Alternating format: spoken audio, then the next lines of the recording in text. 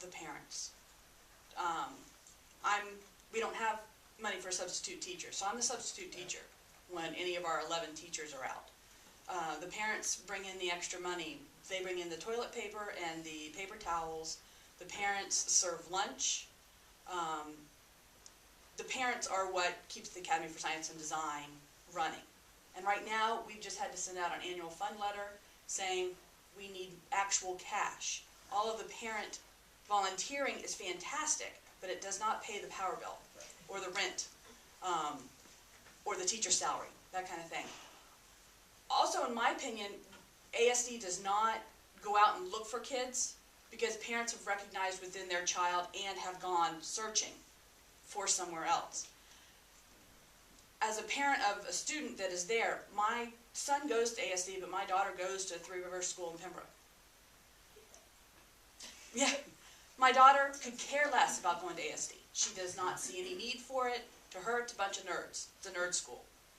My son has finally found a place where he's happy and has friends that understand and he can talk to. And he's still a normal kid. He's in Boy Scouts and soccer and all this kind of stuff.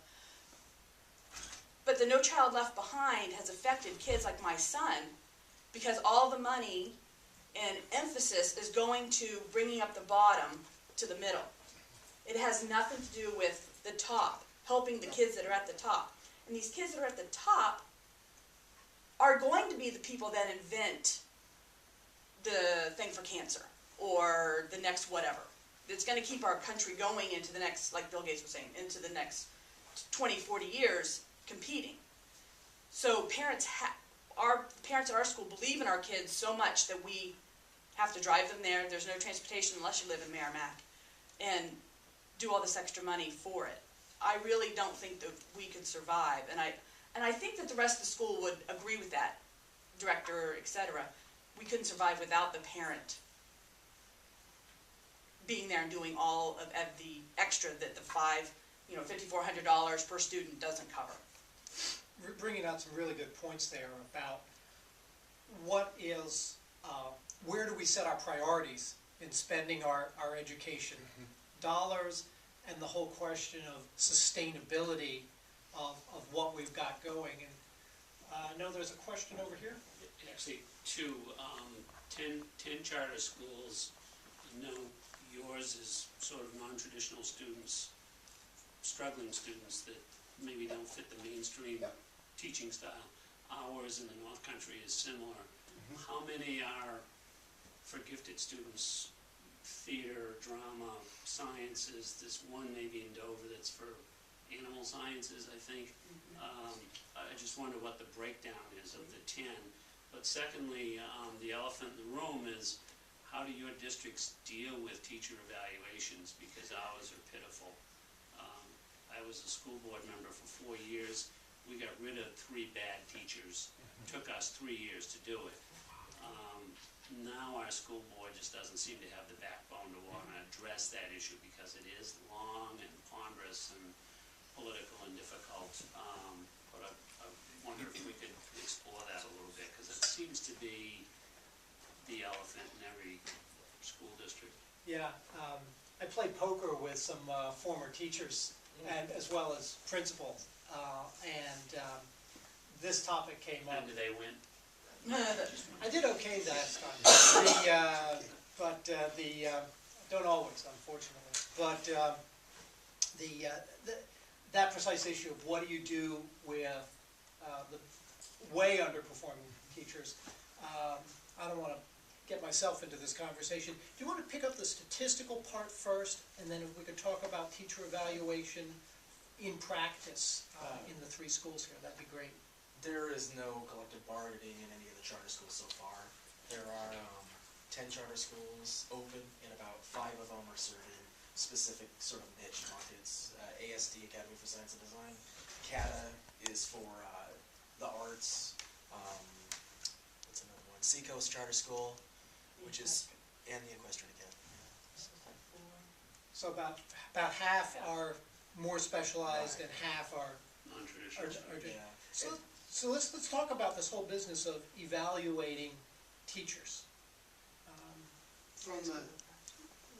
Well, the Surrey School has been in operation believe this is our 5th year, and we've had, we've just expanded to 7th and 8th grade, but we had K through 6, and they were kindergarten teacher, and then the other grades were doubled up, so first, second would be one teacher. And we had not asked back 2 teachers, which in a school our size is a pretty high percentage of teachers. There's no collective bargaining, so it was the director of the school made their recommendations, the board reviewed them, and the board made the decision to ask people back or not ask them back. So again, it's that very, very streamlined, not many layers in the system type of approach.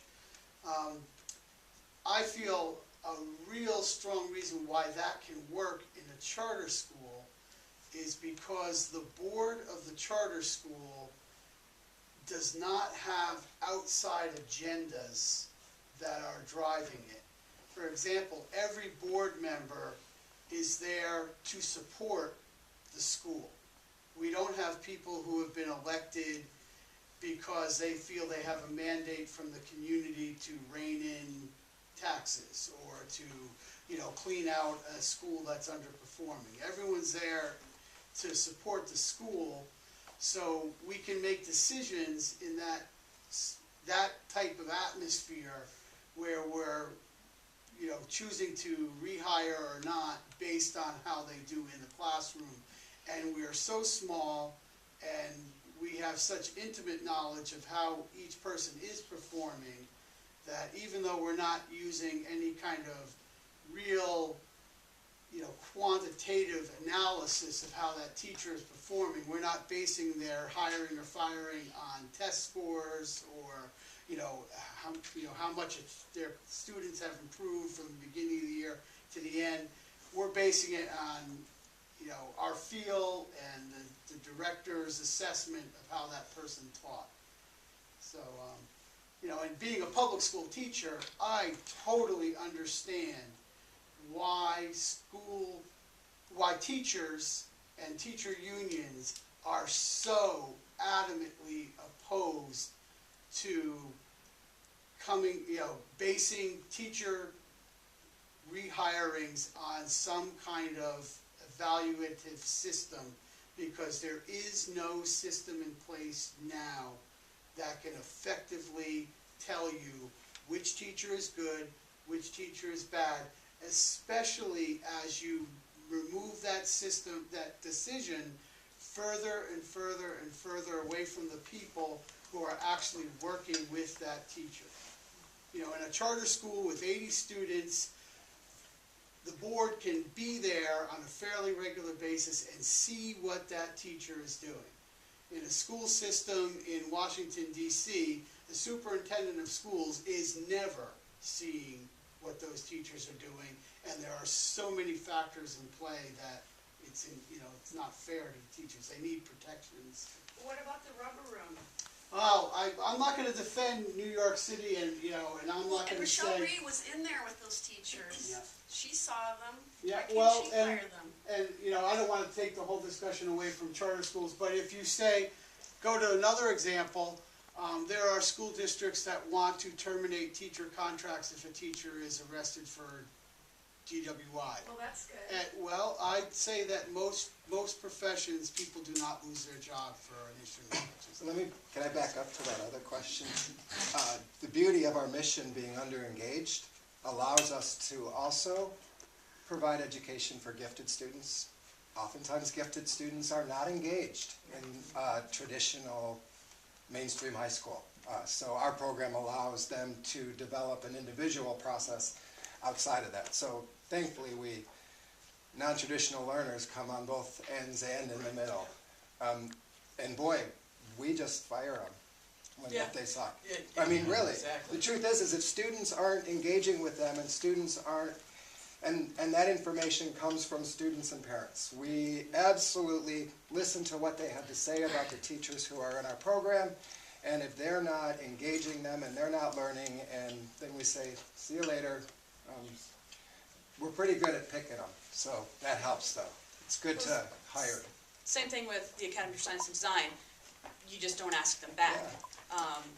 We Which you have, can't do in a traditional school. exactly, right. exactly, and also in charter schools, we have the capability of having professionals, not teachers, professionals that are in the classroom Right. teaching. Yep. One of the things, our school is growing, we've pretty much, this is our 4th year, we've doubled in population each year. Our goal is 450, that's what our charter is. But as you make those changes, you also have to, we need more teachers that can do this. We have to have a teacher, we have a teacher right now who's a doctor in chemistry, but she's teaching a physics 2 class and 2 IBC class, IBC is integrated biology chemistry, for 7th graders, 8th graders, 9th graders. She's teaching a variety of people. This woman has never been in the classroom on the teaching end. She's struggling a little bit, but she's learning and giving kids information that a teacher that's taught for 30 years chemistry couldn't give the kids because they haven't been in the workforce. They haven't been in a research and development place. So as one of the benefits, I think, of a charter school is that we can have people that don't have a necessarily classroom mentality. And they can be giving kids environment that they wouldn't be in outside the classroom. They can find more information than anywhere else.